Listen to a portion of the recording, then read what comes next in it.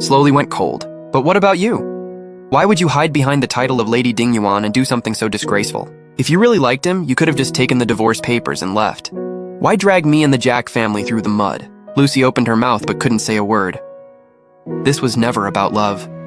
She just wanted the wealth and status of being mistress of the manor, while still chasing pleasure on the side.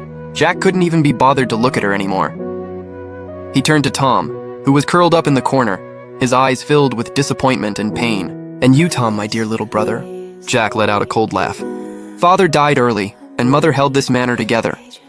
As your older brother, I protected you since we were kids. I gave you the best teachers and the best resources. I thought you were just weak, useless in both books and battle. So I figured I'd fight on the front lines, earn my title, and let you live comfortably in the capital. But I never imagined you'd lose even the most basic human decency. You had an affair with your own sister-in-law, destroyed every moral boundary, and after she got pregnant, you even tried to use it to trick Anna's family into covering for you." Jack slammed the table so hard the teacups rattled. "You disgust me. From this day on, this manor has no second young master. Get out to the side courtyard and never step into the main hall again." That very night, Lucy and Tom were like two stray dogs, carrying only a few pathetic bags as the servants half pushed, half escorted them to the most remote, broken-down back courtyard. Lucy went from the high and mighty mistress of the manor to a despised concubine with no proper title at all. Servants always worship the powerful and step on the fallen. For a woman like Lucy, disgraced and out of favor, they naturally cut corners and gave her nothing but dirty looks. And since the old madam was determined to split the family, Tom's branch was now separate. He was no longer considered a real master of the manor, with only a few coins each month to keep him from starving.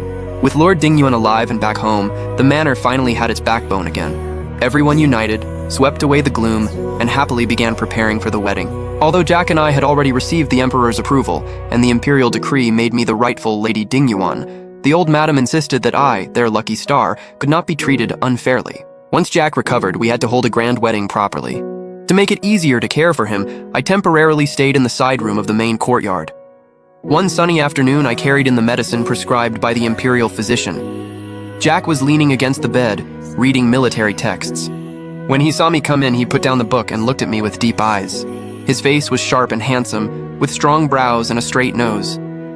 Compared with Tom's oily, pretty boy face from my past life, Jack was far more striking.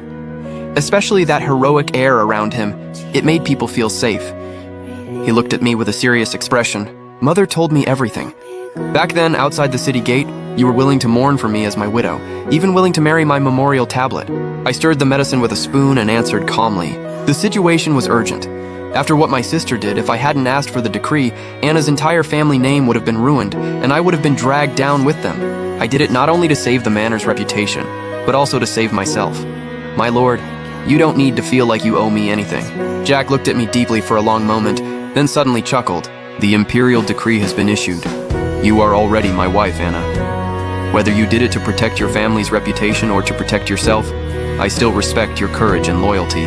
He paused, and his tone became extremely serious. "From now on, the inner household of Dingyuan Manor is yours to manage.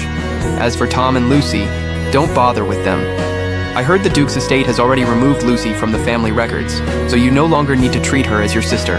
In this family, if anyone dares bully you, act like the mistress of the house and hit back. If anything happens, I, Jack, will hold up the sky for you." My hand paused slightly around the medicine bowl, and a complicated feeling rose in my chest.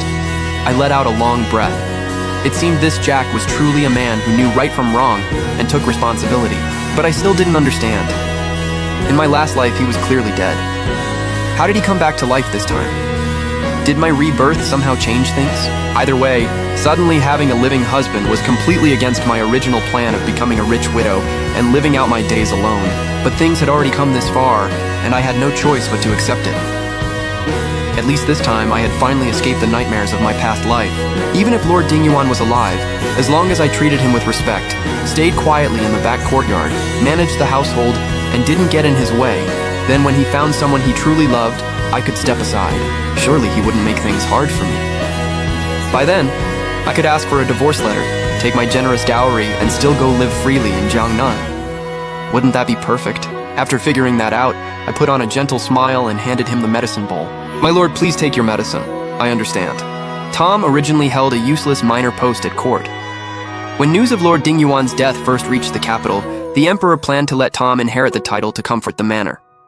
Some officials, always quick to follow the wind, heard about it early and immediately began flattering Tom. Some even rushed to offer him chambermaids. But now Lord Dingyuan not only wasn't dead, he had returned alive.